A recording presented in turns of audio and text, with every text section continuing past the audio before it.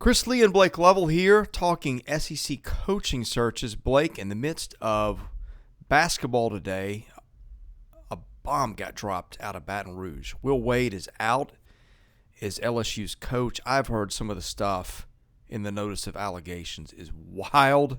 We got that to talk about. We got Missouri's vacancy to talk about. Let's start with the most recent, though. You were not shocked that this happened today. I was. Was not shocked. Thought it was coming. Did not know when it was coming. The timing, I think, on the surface will surprise people.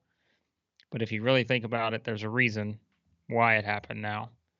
And that is LSU hoping with everything they have that by doing it now and realizing that whatever they received was not something they were going to be able to defend in any way, shape, or form. So by making the move now, you basically are trying, I think, to say to the NCAA, please, right? Like, I think to me, that's how it reads. And I could be wrong on that, but I think it's basically a play of, hey, we did this. We did it before the NCAA tournament. We want you to know we take this business seriously. Meanwhile, the NCAA is going to look at this and think, well, if you've known about some of this for a while now, right? And listen, I'm not changing my tune on what we said in the previous video that we did about. I told you I was done with this whole thing.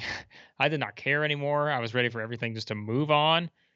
But I think it was pretty clear that this was going to happen. It was just a matter of when was this going to happen.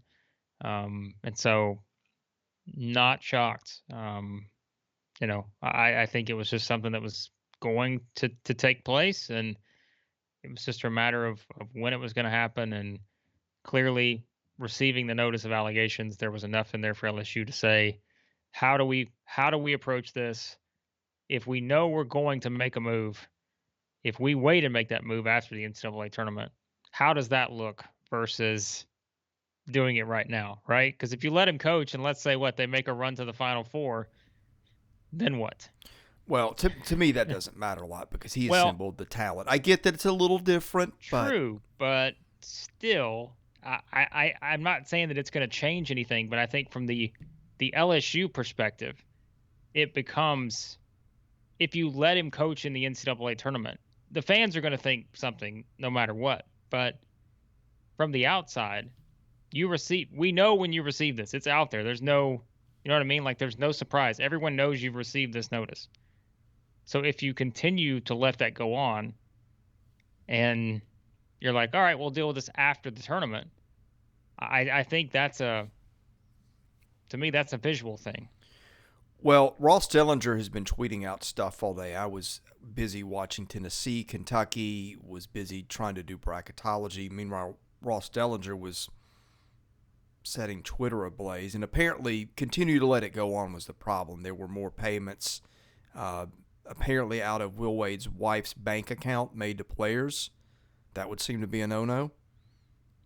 But apparently there was still a lot of cash offered, and this was well after they had been busted in 2017. So Will Wade was just, okay, we did it. You caught us. You did nothing. So we'll keep doing more.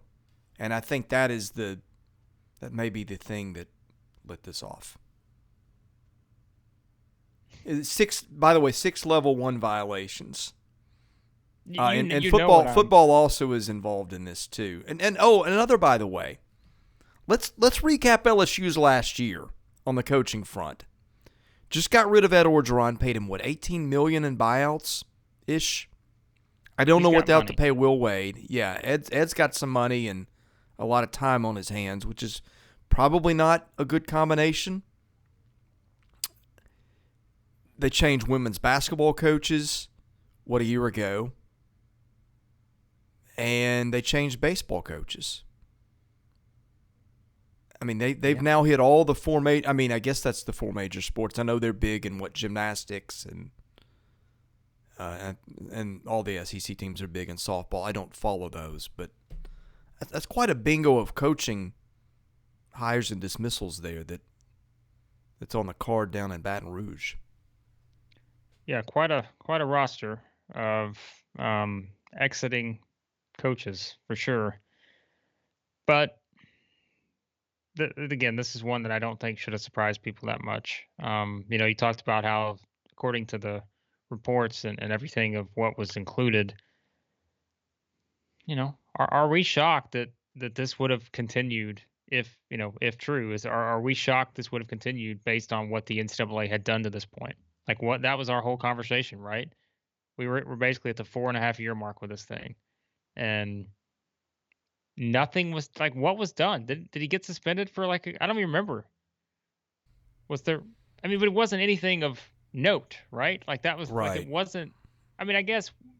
Hold on, wait a second. It was when did that come? During the Sweet 16 run, right? They made the Sweet 16 that one year, and that was I want to say they had. I need to look this up. Sorry, everyone.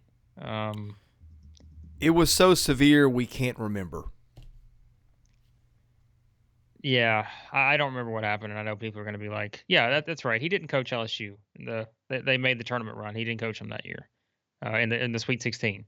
So I don't remember. It was just again that was a long time ago. It feels like that was when Tony Bedford took over, I believe.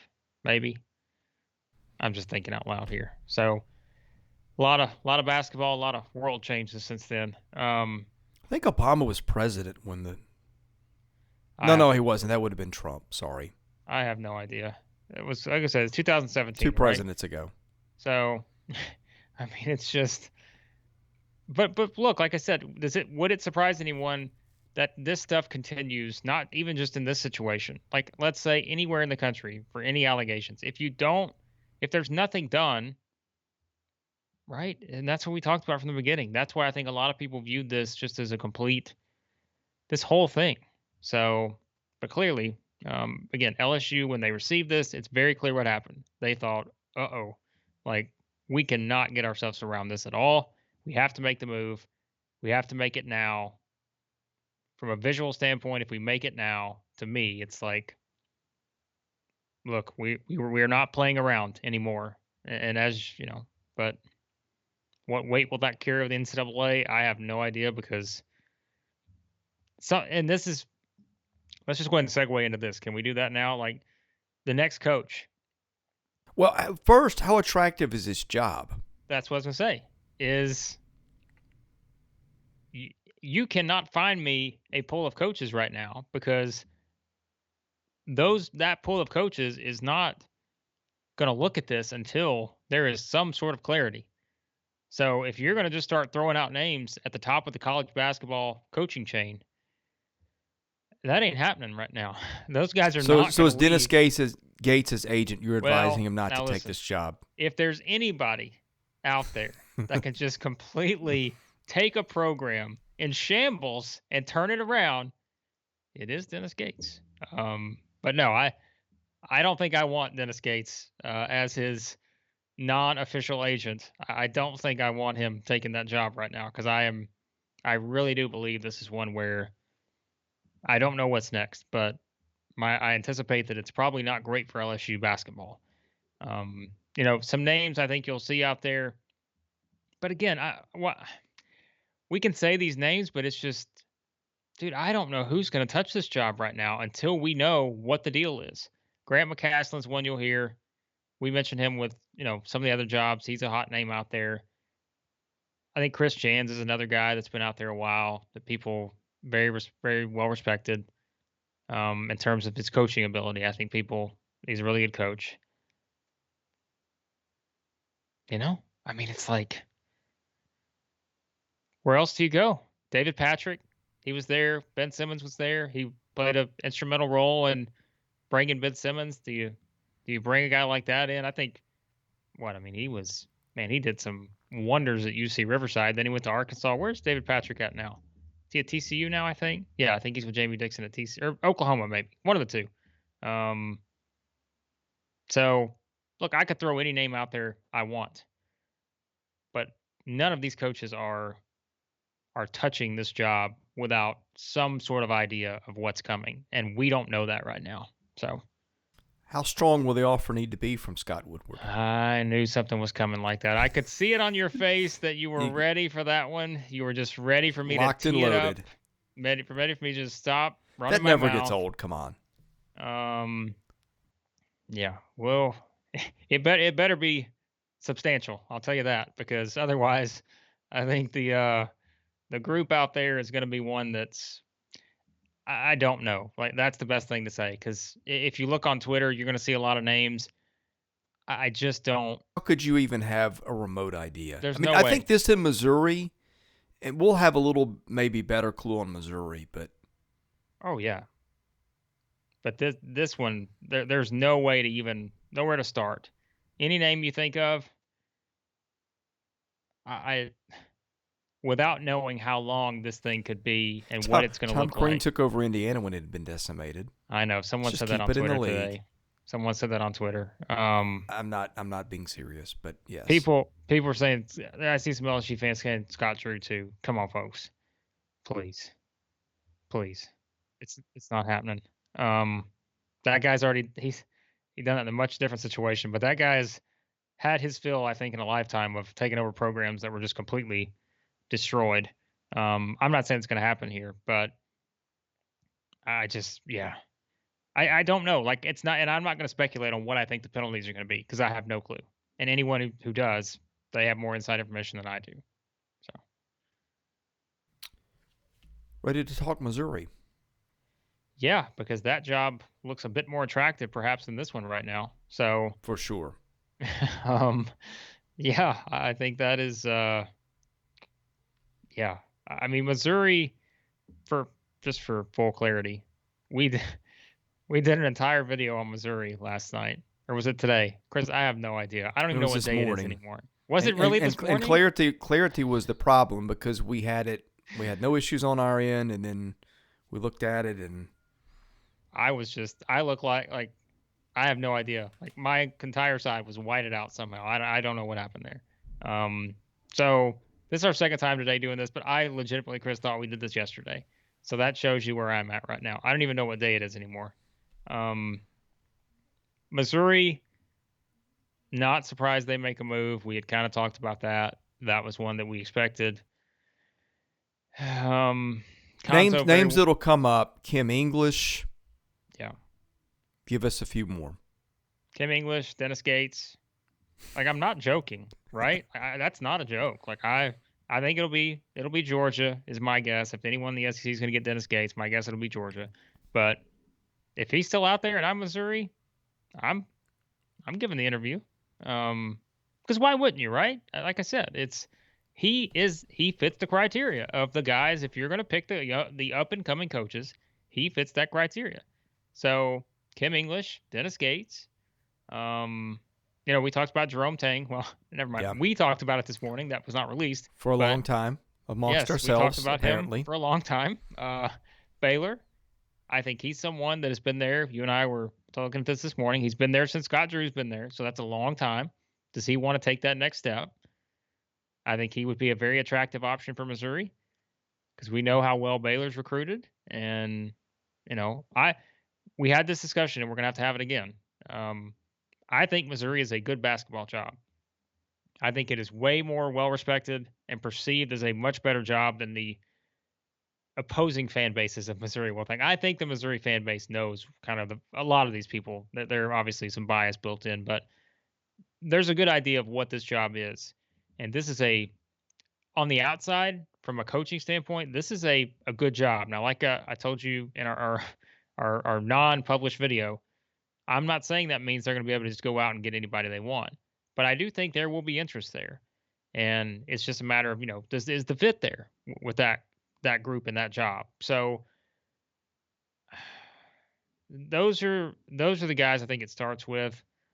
We mentioned some other names, Matt McMahon, Murray State. He's just like the others. He's going to be mentioned on a lot of lists, not just Missouri. He'll be mentioned on a lot of others. Grant McCaslin, I think, is the same. Like we just talked about him with LSU. Like I think he's one just because he's a hot name out there. Beyond that, I mean, I think it's I was just saying we already talked about it, but no, we didn't. Eddie Fogler is running the search here, and you and I had a discussion about the value of those search firms, and that's another discussion, I guess. But Eddie Fogler, very tight-lipped. I know people who know him. The word is if he's involved in the search, he's not going to be leaking things. So that adds an air of mystery. But I want to go back to where you were going with the attractiveness of the search, or rather of the vacancy.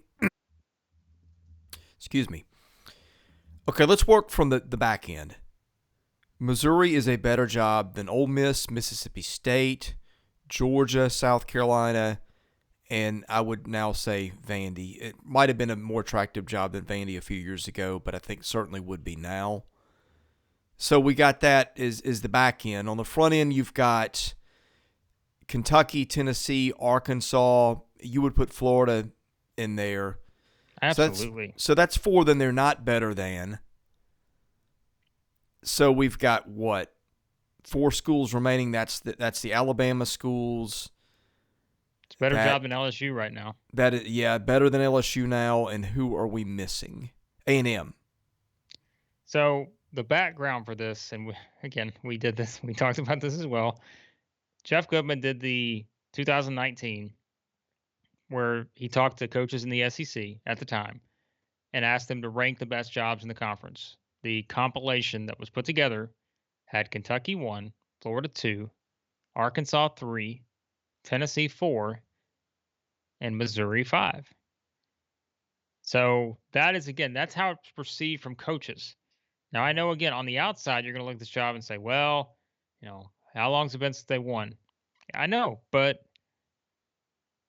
good recruiting base, I think, from what you can do. There's a tradition there. I mean, we know the history. We know Missouri fans care about basketball. Like, that's number one, Chris, isn't it? Like, it's more than, I think it's more than baseball, more than football. Well, more than baseball for sure, because baseball there doesn't really matter. But and I think, well, I mean, football has taken a boost since Missouri joined the SEC and certainly winning the East a couple times. But you've always thought of Missouri as a basketball school. We had this talk earlier. Like, if you say best schools never to go to a Final Four, probably that list right now is topped by Tennessee. But Missouri used to be the team that came up constantly with that, along with BYU. I would still say Missouri's probably somewhere top 5 on that list. I don't know who else would be in the category, but it's lost some luster, but it's good. I would even say, I might say 5th best job. That or Alabama. I would put it ahead of Auburn just because Auburn, outside of Bruce Pearl, has never done anything for an extended period of time. Now, look, the arena is new and everything. They've tapped into Atlanta, but how much of that is Bruce Pearl? How much of that is Auburn? No offense to Auburn fans, but we're going to go back more than just 2 or 3 years here. I think you could argue, and I know you would, Florida for you would be a non-starter. I'm not as blown away with that job as some other people are. Again, I look back to where Billy Donovan did things that nobody has done consistently before or since. But I'll defer to you on that. But I would say Missouri might even be 5 ahead of Alabama. Yeah, the discussion we had too was about specifically the Alabama and Auburn jobs now. And I know that's a separate discussion, but it does tie into Missouri because it's like, well, what they are now versus what they can be to me. Missouri is one of those jobs that maybe what you think it is now, it's not quite what it can be. Like, it's one of those where at its best, I think that's what you look at and say that's perhaps a top 5 job in the league. Here's a good way to put it, okay? Because we're going to get, I just know already people are going to nail us for this. And I'm used to it. It'll come. We get criticized for something every video, and that's fine. We're glad you care. But here's the way I look at it. Let's say that right now, all 4 schools are without a coach. Which 4? No. I mean, I'm sorry, not all 4. Let's say, here's the way I look at jobs. Let's say you fire every coach in the league right now. Then how do you rank the jobs? Oh. Because a lot of the appeal of Auburn and Alabama is who's in that coaching chair right now. Where I would say Auburn is certainly at a historical high. And I wouldn't say Alabama is, because Nate Oates has not been there that long yet. But, I mean, Nate Oates has certainly done, in his time there, he's kept pace with anybody that's been before him or close to it. Now, Wimp Sanderson back in his day when he had it going, that's different. But Wimp also had a little longer run up to it than Nate's had. So that's how I look at it. I think in that case you could legitimately argue they are 5. Here's what I would say to that. No matter what you think the Alabama and Auburn jobs are without Nate Oates and Bruce Pearl, those two guys have now made those schools put the That's true resources also. in, to be better jobs.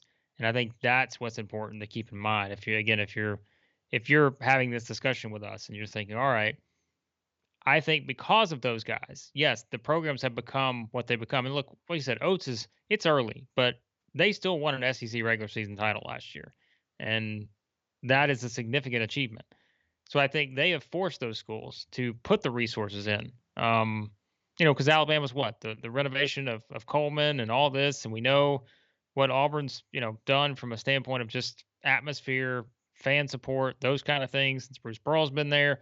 So I think that's how you look at it. They've made those better jobs. For sure. Whereas Missouri is kind of one of those where it's fallen a bit from what it used to be. And look, like we said, that all started with just the fallout of, you know, just everything that happened, what, probably a decade ago now? I mean, I guess it's less than that. But I mean, it's just kind of one of those things where it's, Which thing are you referring to? well, I mean, like just the fallout of the program just going completely into Yeah. Well, I mean, shambles, Kim Anderson. I mean, here's the thing, because I know I can know the darts are coming. I just know people will hear this and like, oh, you disrespected the Auburn and Alabama jobs. No, that's not what I'm doing. I'm just saying you're looking at Missouri where it is at a historical low, and history tells you that Missouri typically is a really, really good job. Yeah. And I think that's why, yeah. And I think that's why it will get some interest. And When they got in the SEC, they were still, I guess they were a year removed from the Norfolk State upset. I remember seeing them in Nashville. I think they got to the tournament the first year in the league as like an 8 or a 9 seed, but it's really it has not gone well for them up to historical standards since they joined the league. Now I think that's coincidental, but it is, and that's probably going to taint fan perception towards this job and get us some pushback on what we're saying. You and I just remember this job when it was a lot different, and you and I don't see any reason that it shouldn't get back to where it's been. there's no reason it can't be a top half job in the SEC. That's probably the best thing to say. Because look, I'm going off this list too from Goodman, and like we said, Missouri was 5. Just if anyone wants to know the rest of the list, LSU 6. That has dropped considerably with this situation, I think. Texas A&M 7, Alabama 8, Auburn 9, Georgia 10, Vanderbilt 11, South Carolina 12, Ole Miss 13, Mississippi State 14. So that's just, again, this is just based on this poll from SEC coaches that took place in 2019. What has changed significantly from that since then? In my opinion, it's the fact that LSU is now could be a much worse job based on where the circumstances could be right now. We don't know, as we just talked about. I think I would probably still give a little bump to the Auburn and Alabama jobs because of what is going to happen from a resource and what has happened from a resource standpoint and what has clearly been able to be achieved. Um, so debatable. It's very debatable, but I think the best way to put it is I think there will be interest in this Missouri job. I don't know who they get. I don't, You again, don't even have a gut feel, do you? I don't, because like you said, it's a search firm. I never have a gut feel with search firms. We know that stuff can come out of just nowhere in those scenarios. Well, here's what Kim English's job has come up, right? If this was Kim English's job to have, I don't think they hire a search firm. Do you? No, and what we talked about with Kim English is he's very well respected. Of course, he was most recently with Rick Barnes at Tennessee. But he's only 33. He's only been at George Mason 1 year now. I just think that they would probably feel like you need more of a something. Even if you think he's the next big thing, I wonder if that's a move you make 2 or 3 years from now versus right now, given the landscape of the SEC. Or you could look at it that way and say, well, hey, the SEC is really turning over its coaching roster this offseason, where, like we said, now we've got 3 jobs official. I'm I of the think there's opinion at that least one more there's coming, if I was not gonna say, two. there's gonna be one more coming, in my opinion. Um, so, yeah, I mean, I think that's something to consider. So, I think that, look, the appeal of Kim English to me is, and it's the same with Jonas Hayes, right, at Georgia. Not exactly the same, but it's somewhat similar. You've got guys who the fan base will love because they've been there, they played there, and they will support them from day one. But we always know that can also be a very pressure-packed situation, because if you don't win there, perception changes a lot. Um, I think you always have to be a little bit. I think that's something too to think. I mean, I guess from Kim English's standpoint, sure. If you get offered the job, would you take it? My guess is probably yes. But I also think you have to think about that and say, well, man, like I am still viewed as very highly there, based on what I accomplished as a player. And if I go there and I'm still young in my coaching career, and but here's what, let me say this quickly too. It does not matter if we're talking about Missouri or anywhere else, except for maybe LSU, depending on what the sanctions are, perhaps.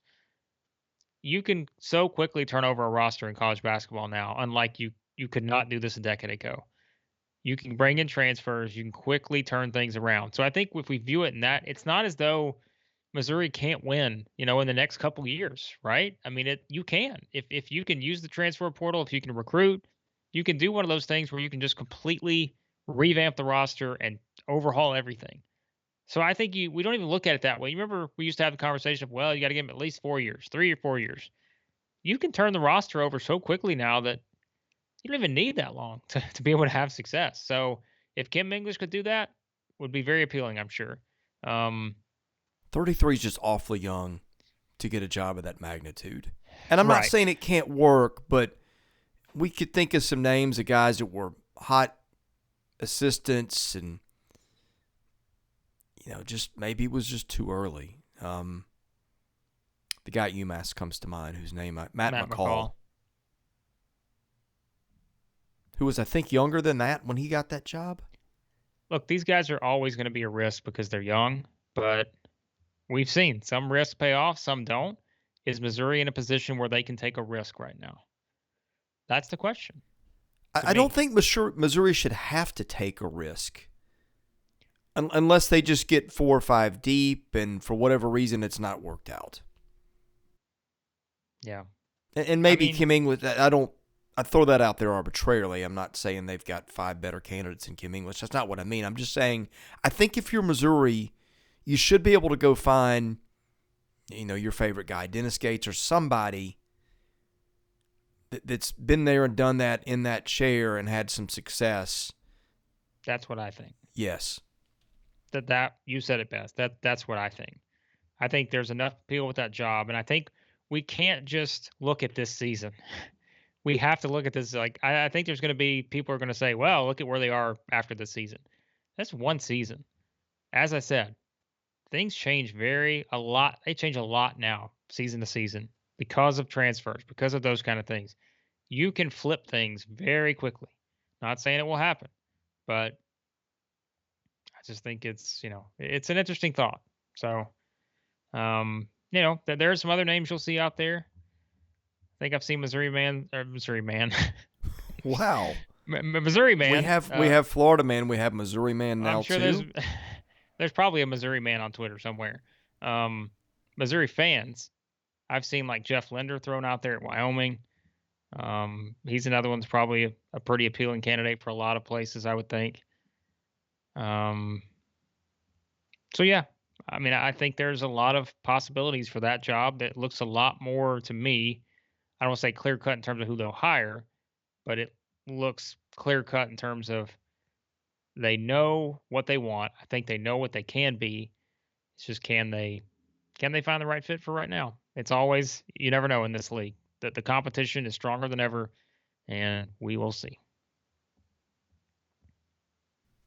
Sending out a quick text to see if I get a bite on ideas before we leave. I think I waited too late. That's okay. Word from our sponsor, and I love these guys, by the way. Steak. Stakes, Stakes. Wager on sports and win NFTs without risking any money. Sounds too good to be true, right? Stakes is the wagering app that's casual, social, made for all sports fans. Whether it is by yourself or with friends, experience the thrill of sports betting without needing any money to worry about.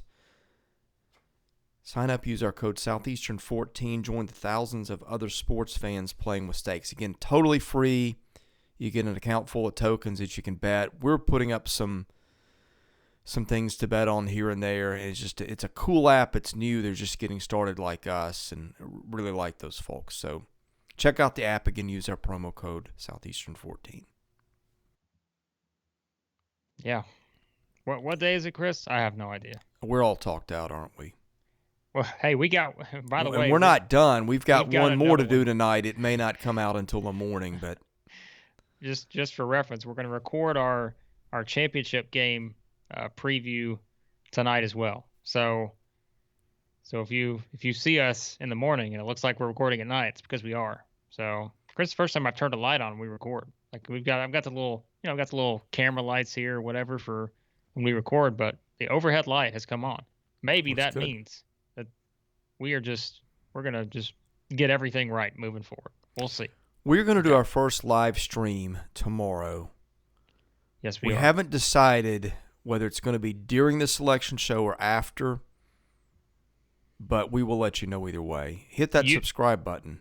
Also. You will know because we have to schedule the live stream, and so we will schedule that in the morning. We will figure this out, and then what you can do is you can set a reminder. So that way, whenever we go live, you guys use you know if you use YouTube.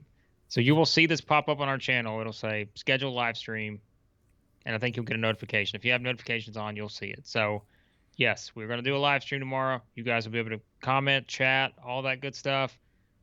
We will figure out if it's going to be during or right after. It will be one of the two. We will let you know in the morning. Thanks for watching, and we'll see you on Selection Sunday.